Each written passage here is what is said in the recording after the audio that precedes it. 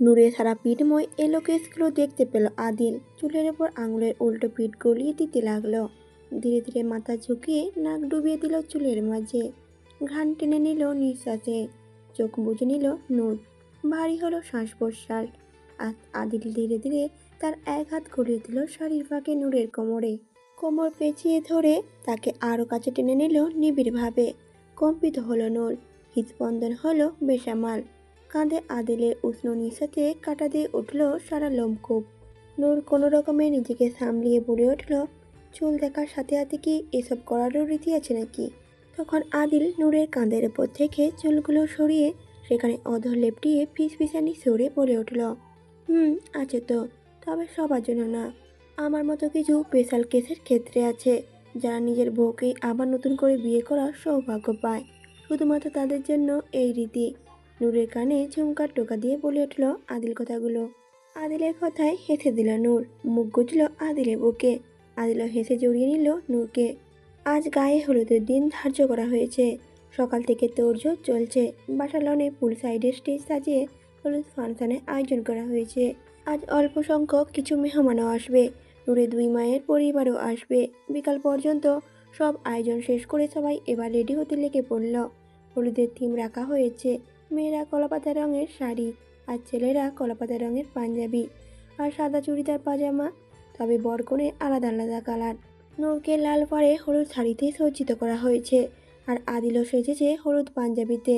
Gerbera আর গাজরা ফুলের গহনাতে সাজানো হয়েছে রূপবতী কনেকে। নূরকে রেডি করানোর শেষে হিয়া আর আহানা নিজের নিজের রুমে এলো তৈরি হতে। হিয়া রুমে এসে দেখলো বিহান ছেলেকে কোলে নিয়ে খেলছে তার সাথে। ছোট ছেলেকেও সে হলুদের থিম অনুযায়ী কলাপাতা রঙে ছোট্ট পাঞ্জাবি পরিয়ে দিয়েছে। ছেলে বাবার কোলে ছোট হাত পা নেড়ে নেড়ে খেলছে, যেন বাচ্চাটি খুব করেই বুঝতে পারছে এই লোকটাই তার বাবা। বাবার কাছে সে খুবই খুশি। ছোট নরম হাতে বাবার মুখ হাতিয়ে যাচ্ছে। হিয়া বেশ কিছুক্ষণ দরজায় হেলান দিয়ে দাঁড়িয়ে নীরব দৃষ্টিতে তাকিয়ে দেখলো বাবা ছেলে এই সুন্দর মুহূর্তটা। বিহান বাবুর হিয়ার চেয়েও বেশি খেয়াল রাখে। প্রথম যেদিন বিহান ছেলেকে নিজের কোলে নিয়েছিল তার চোখে ছিল খুশি কান্না, যেন জীবনে সেরা উপহারটা পেয়েছে বিহান। নাম পরিচয়হীন পরিবারের ছায়া ছাড়া বেড়ে ওঠা লোকটা যেন নিজের সন্তানের মধ্যে নিজের সকল অপূর্ণতা অবসান খুঁজে পেয়েছিল। বুকের সাথে লাগিয়ে নিয়েছিল নিজের সত্তাকে।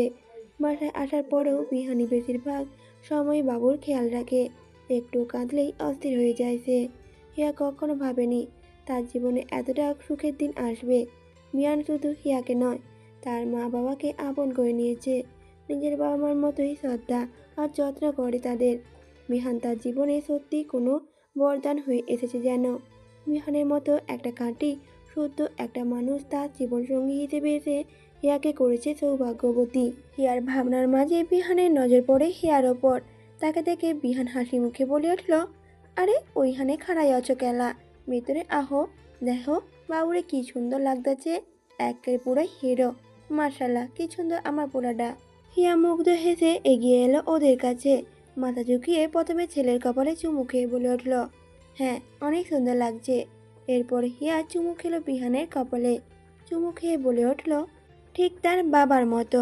বাবার মতোই হ্যান্ডসাম হয়েছে আমাদের ছেলে। শুধু চেহারা না, আমি চাই বাবুর ব্যক্তিত্ব যেন তার বাবার মতো হোক। বাবুর জন্য আদর্শ হিসেবে তার বাবার চেয়ে বড় আর কেউ হতে পারে না। বিহান প্রাপ্তির নজরে তাকালো হিয়ার দিকে। বিহানের চোখ দুটো চিকচিক করছে। তার নজর বলছে এই মুহূর্তে সে পরিপূর্ণ, সর্বসুখী। গেস্ট রুমে আয়নার সামনে দাঁড়িয়ে নিজেকে হলুদ ফাংশনে সাজিয়ে সজ্জিত করতে ব্যস্ত আহানা। সাজে অধিকাংশ অংশই প্রায় শেষ, তবে পেছনে ফেতা একটু সমস্যা হচ্ছে। উল্টো থেকে হাত নিয়ে ঠিক মতো করে মন মতো বাঁধতে পারছে না। তার প্রচেষ্টার মাঝে হঠাৎ ব্যাঘাত ঘটলো আচমকা আদিলের আগমনে। সে দরজা ঠেলে ভেতরে ঢুকতেই আহানাকে এমন অবস্থা দেখে আঁতকে ওঠার ভঙ্গিমায় বলে উঠল, তবা তবা, দিন দুপুরে এইসব কি দেখাচ্ছেন বিয়ান সাহেবা? মানলাম আমি একটু বেশি হ্যান্ডসাম, সৌন্দর্যে ভরপুর তাগড়া যুবক। আমি হাঁচলে সৌন্দর্য আমার পা থেকে টুপটুপ করে ঝরে পড়তেই থাকে। আমার সৌন্দর্যের পাহাড়ে বিদ্যুৎ ছাড়াই হাজার পাহাড়ের লাইট জ্বলে ওঠে। আমার রূপের তারিফ করতে গেলে নতুন করে জামানা ফিরে আসবে, তাও শেষ হবে না। হ্যাঁ মানলাম এতটাই সুদর্শন যুবক আমি। আর আমাকে পাওয়ার জন্য মেয়েরা অনেক ধরনের কর্মকাণ্ডই করে থাকে। তাই বলে এইভাবে পিঠ কোমর দেখিয়ে আকর্ষিত করবেন আমাকে? বেচারা আমার মতো মাসুম ইনোসেন্ট অবলা ছেলেটা কি এসব সইতে পারে? এক্ষুনি যদি চরম অ্যাটাক করে আমার হাড়ে অবসান ঘটিয়ে দিত তখন। যদি আবিরের এসব ফালতু কথা আহনায় অভ্যস্ত, তবে এখন এভাবে হঠাৎ আগমনে অনেকটাই অপ্রস্তুত হয়ে যাইছে। হাত পিঠে রাখা অবসান ঝট করে উল্টো দিকে ঘুরে দাঁড়াইছে। এক সাইডে কাঁধের উপর রাখা চুলগুলো আচমকা ঘুরে দাঁড়ানো ঝাপটা খেয়ে উড়ে হাওয়ায় পিঠের উপর পড়ে। পিঠ না দেখানোর জন্য এমনটা করলেও আয়নায় ঠিক আহনা পিঠ দিয়ে সমান হচ্ছে আবিরের সামনে। তা জানল না আহানা। সে হকচকানো কণ্ঠে বলে উঠল, আরে আরে, আপনি এখানে কি করছেন? আর কোনো মেয়ের রুমে ঢুকতে হলে নক করে যে ঢুকতে হয়, এইটুকু ম্যানার্স নেই আপনার? উফ, আমিও না কাকে কি বলছি। যে কিনা জীবনে ম্যানার্স নামক ওয়ার্ডটা শুনেছি কিনা সন্দেহ, তার কাছ থেকে আর কি আশা করা যায়? আবির এবার ঠোঁটে হালকা হাসি নিয়ে বলে উঠল, বাহ, খুব ভালো। একে তো চিকেন কোমর দেখিয়ে ছেলেকে কাবু করার ধান্দা হচ্ছে, এখন নাকি সে আবার ম্যানার শেখাবে। আরে ভাই, প্রকৃতিরটাকে সাড়া দিতে ওয়াশরুম খুঁজছিলাম। আর আমার জানা মতো তো এটা আদিলের বাসার গেস্ট রুম। এখানে কোনো মেয়ে আছে না কি পেতনি আছে তা এই মাসুম ছেলেটা কিভাবে জানবে? জানলেও কি আর বেচারা লাজুক ছেলেটা কি ইচ্ছে করে এমন কিছু দেখতো? কখনো না। আহানা তখন বলে উঠল আবিরকে, লাজুক বলতে আপনি কি বোঝাতে চাচ্ছেন? আবির তখন বলে উঠল, অবশ্যই, এখানে আমি তো একমাত্র লাজুক ব্যক্তি। আর এই লজ্জা তো আমার ভেতরে ঠেসে ঠেসে ভরা। লজ্জায় ভারে হাঁটাই মুশকিল আমার। আমি তো এতটাই লাজুক যে আয়নায় নিজেকে দেখার আগে মাথায় ঘোমটা টেনে নেই। আহানা তখন দাঁতে দাঁত চেপে আবিরকে বলে উঠল, বাহ, সত্যি আপনাকে দেখে তো লজ্জা নিজেই নিজেকে বেশরম ভাববে। আপনার মতো মানুষ আছে বলেই লজ্জা এখনও জীবিত আছে। আপনাকে এমন লজ্জাজনক পরিস্থিতিতে ফেলার জন্য আমি অত্যন্ত দুঃখিত। দয়া করে কি আপনি এখন প্রস্থান করতে পারবেন প্লিজ? আবির তখন বলে উঠল, আরে আরে, বললেই হলো নাকি? আমাকে সরম অ্যাটাক দিয়ে এখন যেতে বলছেন বিয়ার সাহেবা? এখন আমার অ্যাটাক ঠিক করবে কে? আপনি অ্যাটাক দিয়েছেন, আপনি ঠিক করবেন। আহনা তখন ভ্রুকুচকে বলে উঠল, মানে অ্যাটাক আবার ঠিক করে কিভাবে? আবির তখন বলে উঠল, ডাবল অ্যাটাক দিয়ে। আহনা তখন অবাক হয়ে বলল, কি? আবির বলে উঠল, আরে হ্যাঁ, যেমন সিনেমাতে মাথায় আঘাত পেয়ে স্মৃতিশক্তি হারিয়ে যায়, পরে আবার তার চেয়েও বেশি আঘাত পেয়ে স্মৃতিশক্তি ফিরেও আসে। আমারও ঠিক তেমনই দরকার। প্রথম শরমে অ্যাটাক, পরের বার তার চেয়েও বেশি শরম পেয়ে অ্যাটাক ঠিক হয়ে যাবে। চলুন ফটাফট আমাকে আবার শরম দিন তো। এবার একটু বেশি জোরে শরম দিবেন, তাহলে ঠিক হয়ে যাবে। আহানা তখন অবাক হয়ে বলল, আরে কি যাতা বলছেন আপনি? আবার কিভাবে শরম দেব? আপনি যান না প্লিজ। আবির তখন বলে উঠল, আরে এমনি কেমনে যাব? শরম অ্যাটাক ঠিক করতে হবে না আমার? অ্যাটাক জমিয়ে রেখে আমাকে কি প্যারালাইজ করতে চান নাকি? নিন নিন, জলদি আবার শরম অ্যাটাক দিন। আহনা তখন জোরে একটা নিঃশ্বাস ছেড়ে বলে উঠল, দেখুন আবির ভাই, অনেক মজা হয়েছে, এবার আপনি যান না প্লিজ। আবির যাওয়ার বদলে আরও আহনার কাছে এগিয়ে এলো। আহনার ড্রেসিং টেবিলের সাথে একদম লেগে সেটে গেল। আবির এগিয়ে এসে আহনার দুই পাশ দিয়ে ড্রেসিং টেবিলের ওপর হাত রেখে আহনাকে মাঝখানে বন্দি করে ফেলল। ফলে থতমত খেয়ে পেছন দিকে একটু হেলে গেল আহানা। আবির ঝুঁকল তার দিকে, চাহনিতে তার দুষ্টুমি ভরপুর। বাঁকা হাসি রেখা টেনে বলল আবির, অ্যাটাক তো আমি ঠিক করিয়েই যাব আন্নি। এখন তুই নিজে থেকে করলে ভালো, না হলে আমার ট্রিটমেন্ট আমি নিজেই নিয়ে নেব। আহনার নজর যেন এবার এলোমেলো হলো। আবিরে এই ঘাতক নজরে বিমুক্ত হচ্ছে সে। আহানার মুখ পানে একাগ্র নজর রেখেই আবির হাত দুটো ধীরে ধীরে আহানার পিঠের দিকে এগিয়ে নিল। একসময় হাত পৌঁছালো আহানার পিঠের ফিতায়, যা এখনও আহানার হাতের মাঝেই ধরা আছে। আহানা হাতের মাঝ থেকে ছাড়িয়ে তার নিজের হাতে নিয়ে নিল আবির। আহানার চকিত নয়ন রাখলো আবিরের চোখে।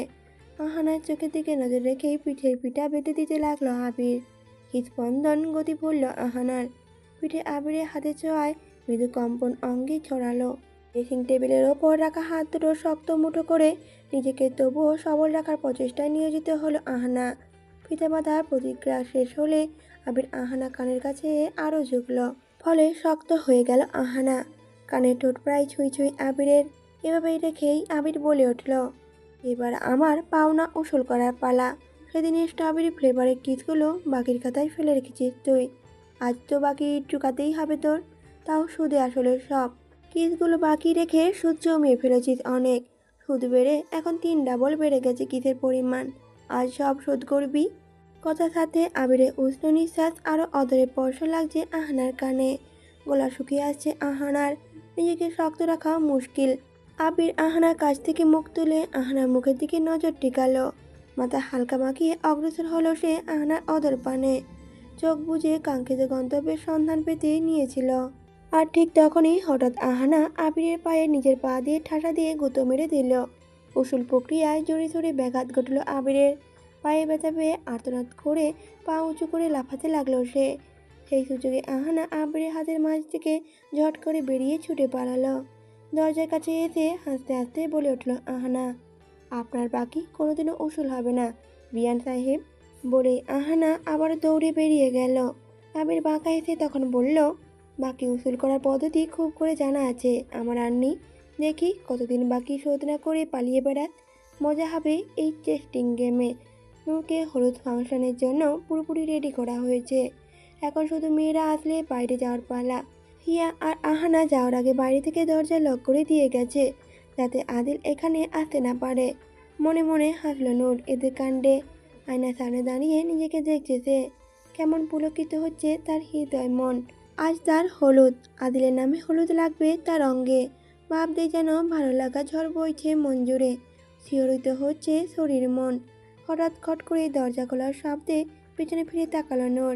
আদিলকে প্রবেশ করতে দেখে কিছুটা চকিত হলো সে। আদিল রুমে ঢুকেই খট করে দরজা ভেতর থেকে ছিটকানি লাগিয়ে দিল।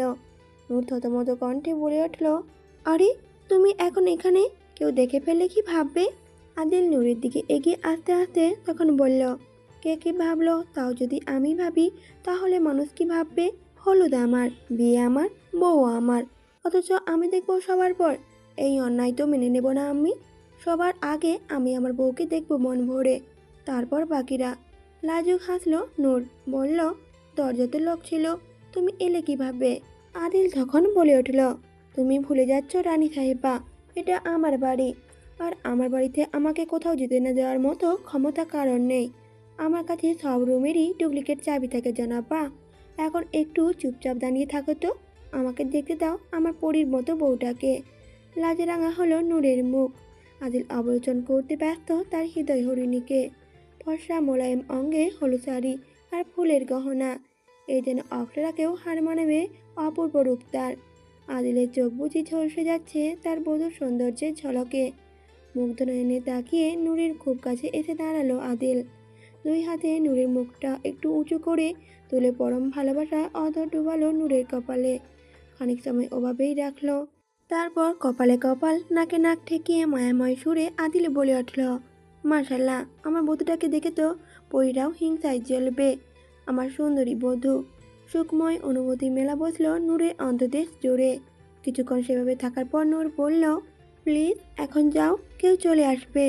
আদিল তখন বলে উঠল, আসল কাজ তো এখনো করিনি। আমার বউয়ের সাথে হলুদ খেলার অধিকার সবার প্রথম আমার আগে আছে। আমরা আগে আলাদা হলুদ খেলবো, তারপর বাকিরা। নূর তখন বলল, কিন্তু বাকি কথা পূরণ করতে দিল না আদিল।